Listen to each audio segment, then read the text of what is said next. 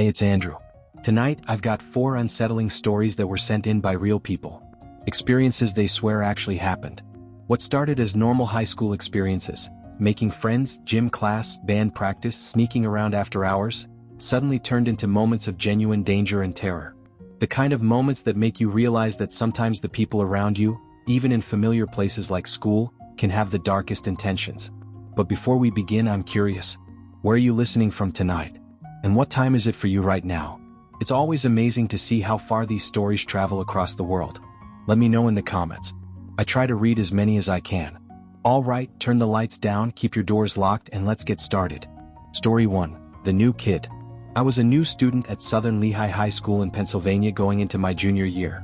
Moving to a new school mid-high school is rough under any circumstances, but doing it as a junior when everyone already has their established friend groups? That's brutal. My family had relocated because of my dad's job. We'd moved from a small town in upstate New York where I'd known everyone since elementary school to this place where I was completely invisible. Nobody knew me, nobody cared to know me, and I spent the first week eating lunch in bathroom stalls to avoid the cafeteria. But you can only hide for so long. Eventually, one of the lunch monitors caught me and told me I needed to eat in the cafeteria like everyone else. School policy. So the next day, I walked into that cafeteria with my tray of mediocre pizza and fruit cup, scanning for anywhere to sit. Every table was packed. Groups of friends laughing, talking, completely absorbed in their own social circles. Except for one table in the far corner. 2 kids sat there, identical twins from what I could tell. The table was otherwise empty, which seemed like the least intimidating option available. I walked over, trying to look casual even though my heart was pounding. Can I sit here? They looked at each other, some kind of silent twin communication happening, then one of them shrugged. Yeah, sure. I sat down and got my first good look at them. They were definitely identical. Same facial structure, same dark hair, same olive skin tone that suggested maybe Hispanic heritage, though they spoke perfect unaccented English. Both were wearing nearly identical clothing too, which felt a bit cliché for twins, but whatever. I'm Antonio, the one on the left said. This is my brother Bruno.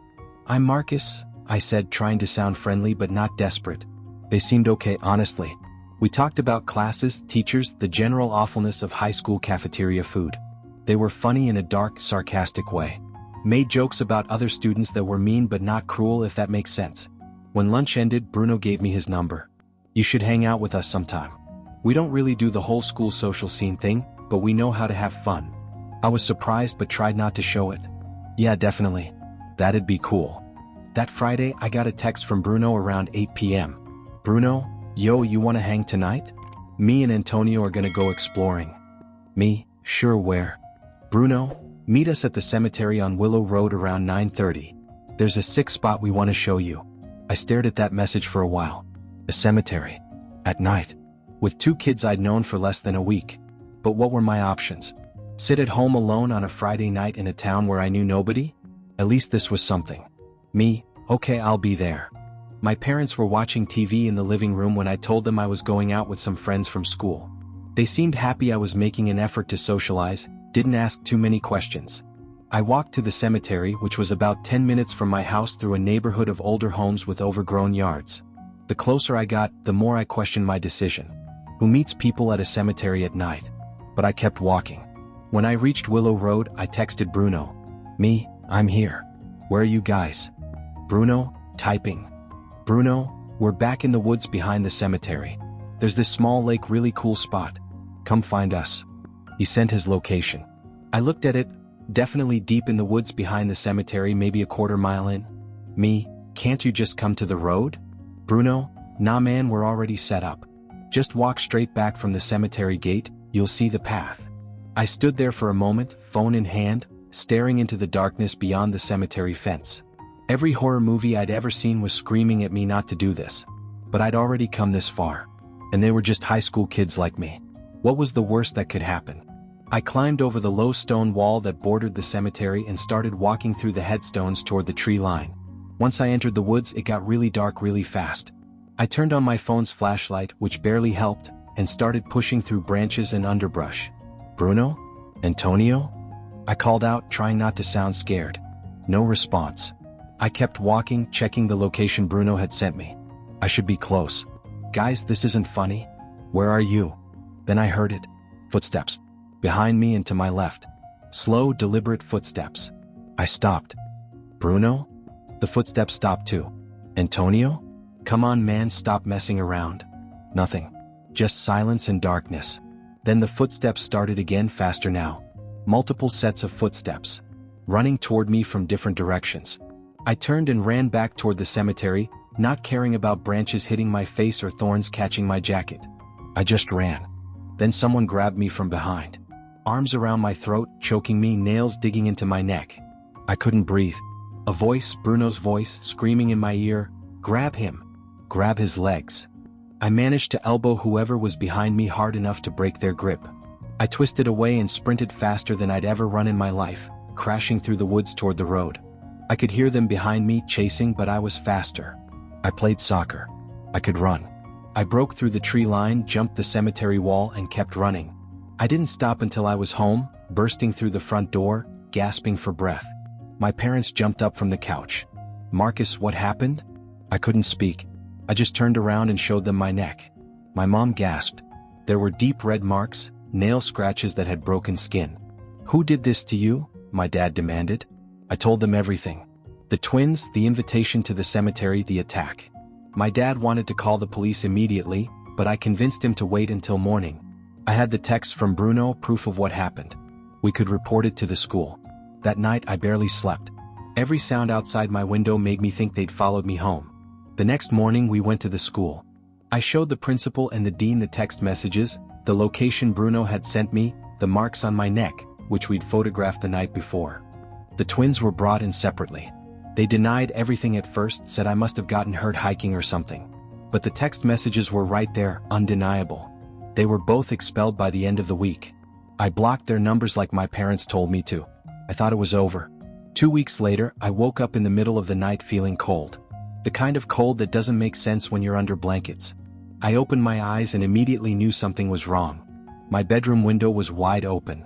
Completely open, slid all the way to the side. I never opened that window. Neither did my parents. I got up and looked out.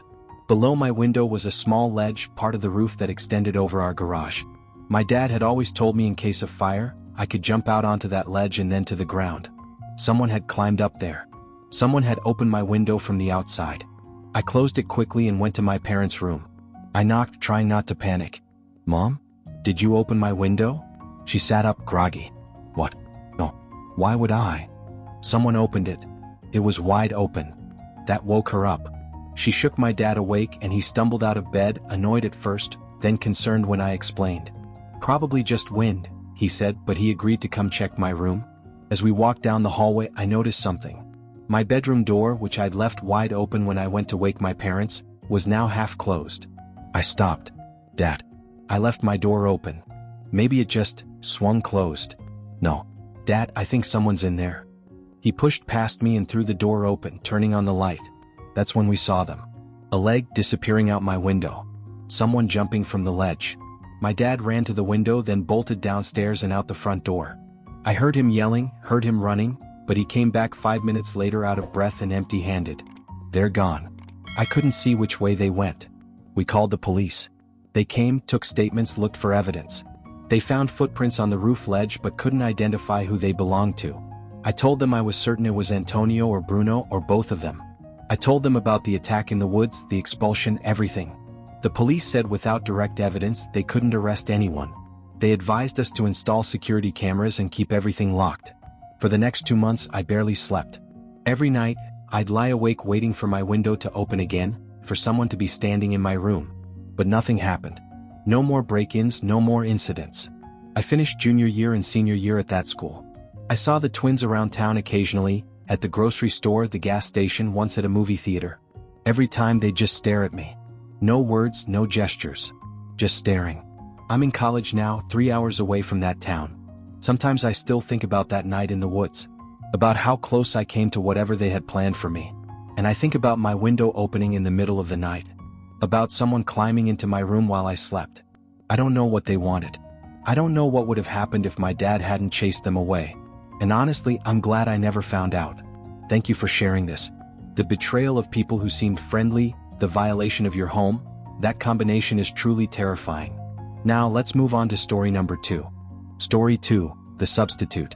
Freshman year of high school, fall semester 2007.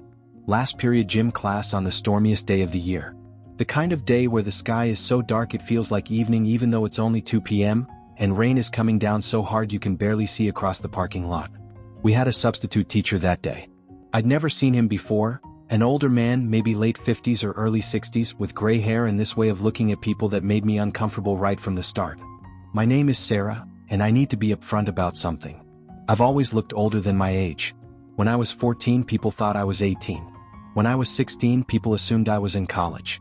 It's caused problems, especially with older men who don't realize or don't care how young I actually am. This substitute, Mr. Whatever his name was, took attendance at the beginning of class. When he got to my name, he did a double take. Looked up from his clipboard, looked at me, looked back at the clipboard, then at me again. He smiled in a way that made my skin crawl. "Sarah Mitchell?" he said, like he was confirming something. "Yes." "Freshman?" "Yeah." He nodded slowly, still smiling, then moved on to the next name. The lesson plan left by our regular teacher was volleyball. The substitute told us to get into our teams and start playing. Then he disappeared into the hallway by the locker rooms. We played for 40 minutes. The whole period. He never came back to supervise us, which we all thought was weird but appreciated because it meant we could mostly mess around instead of actually trying. When the bell rang for dismissal, we all headed to the locker room to change. That's when I realized my locker wouldn't open. I tried my combination over and over. I knew it by heart, 24-16-8. But it wouldn't click. The lock wouldn't budge. Most of the other girls had already changed and left. Only 2 others were still there and they were getting ready to leave too. I had no choice. I had to go ask the substitute for help. I found him in the gym office, sitting at the desk with his feet up, reading a magazine. When I knocked, he looked up and smiled again. That same uncomfortable smile. "My locker won't open," I said from the doorway. "Can I get my combination?" Sure. Give me a few minutes to find the list." I waited in the hallway while he rummaged around in the desk. After about 5 minutes, he emerged with a small black binder. "Let's go take a look," he said. I expected him to just give me the combination. Instead, he followed me into the girls' locker room. There was one other girl still in there, finishing up at her locker. She gave me a weird look as the substitute walked in behind me, but she didn't say anything. She just grabbed her bag and left. We were alone now. Just me and this man I didn't know in the locker room. He walked over to my locker and tried the combination written in his binder. It didn't work. He tried again. Still nothing. "Ha," he said, laughing slightly. "That's weird." He put his hand on my shoulder as he tried again. "Don't worry, we'll figure this out." I could feel his hand there, warm and heavy, and everything in me wanted to pull away, but I didn't want to be rude. That's the thing about being a teenage girl. You're taught to be polite even when every instinct is screaming danger. He tried the combination again. Failed again. His hand started moving from my shoulder down toward my lower back. That broke whatever spell of politeness I was under. I stepped away quickly, clutching my gym bag. "It's okay, I'll just grab it tomorrow. I'm late for my bus." He tried one more time and suddenly, miracle of miracles, the locker opened. "See? Told you we'd get it," he said, smiling. He walked away and I waited until I heard the locker room door close before I let out the breath I'd been holding. I changed as fast as I could, hands shaking, trying to tell myself I was overreacting. He was just trying to help. The hand on my shoulder was just meant to be reassuring. But I knew better. I knew exactly what that had been. I was pulling on my shirt when the lights went out. Complete darkness. The kind of darkness that only exists in a windowless room when all the lights go out at once. I froze, standing in just my jeans with my shirt in my hands, trying to figure out what to do. I heard the door to the locker room open. Footsteps. Slow, deliberate footsteps moving through the rows of lockers. I pulled my shirt on as fast as I could in the dark, grabbed my bag and started moving toward the back exit. The locker room had 2 exits, the main one that led to the gym and a back one that led directly outside. I needed to get to that back exit without him hearing me. I reached the end of the row of lockers where I'd been changing. I had to turn left to reach the exit, but before I turned, I looked right. There was a small rectangular window near the ceiling, one of those narrow ones that doesn't open. Enough light came through from outside for me to see down the row of lockers. He was there. Standing at the far end, partially hidden behind the last locker, watching. Waiting. I ran. Just bolted for the exit door, slamming through it and out into the rain. He came after me. I heard him calling, "Wait. Wait, it's not what it looks like." But I didn't stop. I ran across the parking lot off campus and walked the rest of the way home in the pouring rain, arriving soaking wet and shaking. My mom was concerned when she saw me, asked why I didn't wait for the bus, why I was so wet. I told her I missed the bus and had to walk. I didn't tell her about the substitute, about the hand on my back, about the lights going out. I was too embarrassed, too scared of not being believed, too worried that somehow I'd be blamed for it. It took me years to realize what had probably happened. He'd changed my locker combination. That's why it didn't work when I tried it, why he had to use the one in the binder to open it. He'd created a situation where I'd have to stay late, where I'd need his help. And when that didn't work out the way he wanted, when I pulled away and said I needed to leave, he'd cut the power to the locker room. What was he planning to do in that darkness? I've never wanted to imagine it. I never saw that substitute again. He wasn't there the next day and our regular gym teacher was back. I don't know if he was ever scheduled to return or if something happened to prevent it. I'm 31 now with a daughter of my own. And I've told her what I never told my mother, that when someone makes you uncomfortable, when your instincts tell you something is wrong, you listen. You don't worry about being polite. You don't worry about overreacting. You just get away. 'Cause I got away that day. And I still don't know what I got away from. But I know it was something bad. Thank you for that submission. The predatory behavior, the manipulation, the feeling of not being believed, that's a reality too many young women face. Now let's move on to story number 3. Story 3, the practice room. When I was in high school I was in the band. And my school band was basically mandatory if you wanted an easy A. It was either that, orchestra, or chorus, and I'd chosen band because I played saxophone. Our band teacher, Mr. Nicholson, had a pretty simple grading system. As long as you showed up to class and completed your weekly practice lessons, you got an A. Missed too many lessons, your grade dropped. Toward the end of third quarter, I realized I was missing 2 lessons. My grade had dropped to AB, which wouldn't kill me but wasn't ideal when I was trying to maintain my GPA for college applications. I approached Mr. Nicholson after class. Is there any way I can make up those 2 lessons? He seemed reluctant at first, checking his calendar, frowning. I don't really have time to supervise makeup lessons right now. What if I just came in during lunch? I could practice in one of the storage rooms downstairs and you wouldn't have to supervise. He thought about it. All right, fine. Come by tomorrow during your lunch period. Practice for the full period and I'll count it as 1 lesson. Perfect. Easy A restored. The next day, I grabbed my saxophone and headed down to the music department basement during lunch. I'd only been down there a couple times before.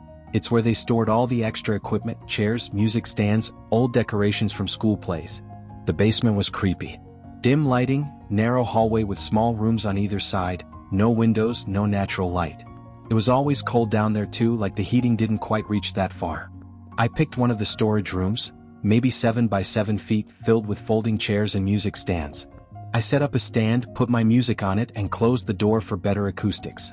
I pulled out my phone and started playing a game instead of actually practicing. I figured Mr. Nicholson wasn't going to come check on me, and I could just say I practiced if he asked. I'd been there maybe 15 minutes when the lights went out. Complete darkness. My phone screen was the only light source. I walked to the light switch and flicked it up and down. Nothing. Must be a power outage in the basement. I opened the door to the room, thinking I'd head back upstairs and tell Mr. Nicholson. The hallway was dark too. All the doors to other storage rooms were closed, just like they'd been when I arrived. Then I heard something. A scraping sound like something heavy being dragged across concrete. Coming from one of the rooms near the end of the hall. Then breathing. Heavy, labored breathing. And a grunt that didn't sound human, more animal, primal. I watched as one of the doors at the end of the hall opened. A large plastic storage container was pushed out into the hallway, scraping across the floor. I turned off my phone screen immediately, standing in the darkness, trying not to breathe. Whoever was moving that container, they hadn't been there when I came down. The timing was too perfect. They'd appeared right after the lights went out. I backed into the room I'd been practicing in and quietly closed the door, my heart hammering.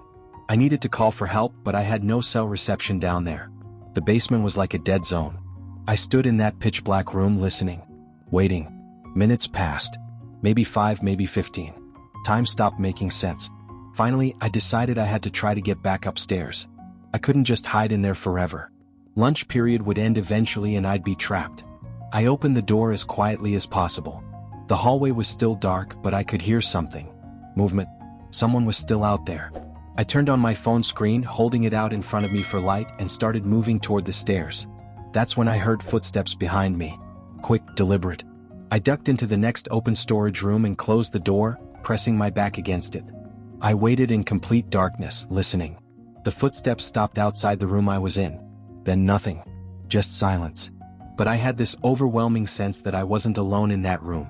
You know that feeling when you can sense someone's presence even if you can't see or hear them? Slowly, hands shaking, I lifted my phone and pressed the home button. The screen lit up for just a second. That was enough. Someone was standing in the corner of the room, 3 feet away from me. Just standing there in the darkness. I pretended I hadn't seen them. Turned off my phone screen immediately. But it was too late. A hand touched my shoulder. Patted it twice, then squeezed. I screamed and lunged for the doorknob, fumbling in the darkness, finally getting it open. The person in the room tried to push the door shut, but I was already through. I ran up those stairs faster than I'd ever moved in my life, bursting through the door into the main level of the music hall where the lights were still on. I ran straight to Mr. Nicholson's classroom, gasping, barely able to speak. He stood up from his desk. What happened? Someone, in the basement, they grabbed me. He called security immediately. 2 security guards went down to the basement and searched every room while Mr. Nicholson canceled his next lesson to stay with me. The guards came back 15 minutes later. There's nobody down there, one of them said. But a lot of equipment has been moved around. Like someone was trying to steal stuff. The power came back on about 20 minutes later. Apparently someone had flipped the breaker for the basement level specifically. I told my full story to the dean later that day. They checked the music department's inventory and confirmed that several expensive instruments, 2 trumpets, a trombone and a clarinet, were missing from the storage rooms. Whoever had been down there was stealing equipment. And they'd cut the power to do it in darkness. But that doesn't explain why they stayed. Why they hid in that room with me. Why they touched my shoulder in the dark. The instruments were worth maybe $3,000 total. They could have taken them and left. They had plenty of time. Instead, they stayed in the darkness, waiting. The school installed cameras in the music hall basement the following week. They never caught who did it, and I never went back down there. Not for makeup lessons, not for anything. Because I still remember that feeling. Standing in complete darkness, phone screen briefly illuminating a figure in the corner. And I still remember that touch. The hand on my shoulder. The squeeze. Like they were letting me know, I see you. I'm here. And you're not getting away. Except I did get away. But it was close. Too close. Thank you for sharing that terrifying experience. The darkness, the isolation, the realization that someone was there with you. That's nightmare fuel. Now for our final story. Story 4, After Hours. One night during my senior year, my friends and I came up with what we thought was a genius plan. We'd sneak into our high school through a basement window that had been broken for months and never fixed. The window required you to hop a short metal fence surrounding the exterior stairwell that led down to the basement level. Not a serious barrier, but enough to make you feel like you were doing something genuinely rebellious. It was me, my best friend Chris, and 2 other guys from our friend group, Brendan and Roland. We met up around 11 p.m. on a Friday, checked to make sure there were no security cars patrolling the area, and hopped the fence. Getting through the window was harder than we expected. It was narrow, positioned about chest height from the basement floor, so we had to boost ourselves up and slide through. But eventually all 4 of us made it inside. The basement was dark and cluttered. Old desks, broken equipment, boxes of outdated textbooks. One small white light glowed in a far corner, and the green exit signs provided just enough illumination to see vague shapes. We split up to explore different areas. I was looking through what seemed to be an old storage room when I saw one of my friends. I assumed it was Roland based on the height, standing in the doorway. "Let's go upstairs," he whispered. I followed him up the stairs. He opened the door to the main hallway and we stepped into complete darkness. I'd always assumed schools kept at least some lights on at night, but apparently not. The only light came from exit signs, creating these eerie pools of red glow in an otherwise pitch-black corridor. "Dude, this is really creepy," I whispered. He didn't respond, just kept walking down the hallway. "We should probably stay quiet," I added. "What if there's security in here?" He nodded but still didn't say anything. He was moving with purpose, like he knew where he was going. We reached the boys' bathroom and he went inside. I followed, standing by the sinks while he went into one of the stalls. "Dude, hurry up," I whispered. No response. Just the sound of him moving around in there. That's when my phone rang. I pulled it out. Chris was calling. "Where the hell did you go?" Chris asked when I answered. "I'm upstairs with Roland or Brendan." "What?" "Dude, we're all still in the basement. We've been looking for you." My blood went cold. What are you talking about? I'm with one of you guys. Brendan and Roland are standing right here. Say hi. I heard both of them say, hey, in the background. I stared at the bathroom stall where my friend was. If it wasn't Roland or Brendan and it wasn't Chris, then who was in that stall? As if in response to my thoughts, someone in the stall started laughing. Not a normal laugh, something wrong, unhinged. I looked up at the top of the stall partition. Someone was looking over it at me. Someone I'd never seen before. I screamed, holy shit, over and over into the phone as I ran out of the bathroom. Behind me, I heard the stall door slam open. Footsteps running after me. I ran through the dark hallway trying to remember where the basement stairs were, phone flashlight barely helping me navigate. I could hear the person behind me, their footsteps echoing off lockers. I finally found the stairwell and practically fell down the stairs, screaming for Chris and the others. Go. Go. I yelled when I saw them. We all scrambled for the window, one by one climbing through and dropping to the ground outside. I went first, terrified that whoever had been chasing me would grab my legs before I could get through. Once we were all outside, I explained what happened, words tumbling out between gasps for breath. We all instinctively looked up at the school building, scanning the windows. That's when we saw them. In one of the first-floor classroom windows, someone was standing with their hands pressed against the glass. Half their face was visible in the dim light from an exit sign inside. That's got to be them, I said. Roland grabbed my arm. We need to leave. Now. We ran until we were off school property, finally stopping to catch our breath near a gas station a few blocks away. We came up with theories. Maybe a homeless person had been sleeping in the school. Maybe a janitor working late had decided to mess with us. Maybe it was another group of kids doing the same thing we were. But none of those explanations felt right. The way that person had moved, the laugh in the bathroom, the fact that they'd chased me but stopped before leaving the building, it all felt wrong. We never tried anything like that again. And I never told my parents or any teachers what happened. Because how would I explain it? Hey, we broke into school after hours and found someone else who'd also broken in, and they chased me through the dark hallways. I'd get in trouble and they'd dismiss the actual scary part. But I still think about it sometimes. About following someone I thought was my friend through dark hallways. About that laugh echoing in the bathroom. About hands pressed against glass watching us leave. Who was that person? What were they doing in there? And what would have happened if they'd caught me in that hallway before I made it back to my friends? I don't know. And I'm glad I never found out. A special thank you to everyone who submitted their stories today. These experiences remind us that high school isn't just about classes and friendships. It's also where we sometimes encounter the darkest aspects of human behavior. If you liked today's submissions, don't forget to hit the like button and subscribe so you never miss a new story. Until next time, stay cautious, trust your instincts, and remember, not everyone in your school has good intentions. Stay safe out there.